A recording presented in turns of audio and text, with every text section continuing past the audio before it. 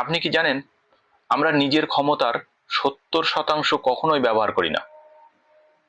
বড় একটি ঘর আছে, কিন্তু রাতের বেলা 3.5 ফুট বাই 1.5 ফুট জায়গা নিয়ে ঘুমায়।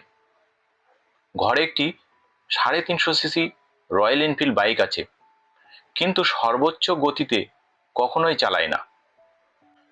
ঠিক তেমনি আমাদের ভিতরে অসীম শক্তি, সম্ভাবনা আর ক্ষমতা আছে, কিন্তু আমরা খুবই সামান্য অংশ ব্যবহার করি। কেন?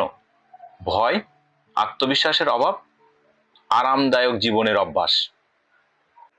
আজ নিজেকে প্রশ্ন করুন, আমি কি আমার 100% দিচ্ছি, নাকি আমি সেই 70% সম্ভাবনাকে নিজের ভিতরে বন্দি করে রেখেছি? সময় এসেছে নিজের পুরো শক্তিটা ব্যবহার করার।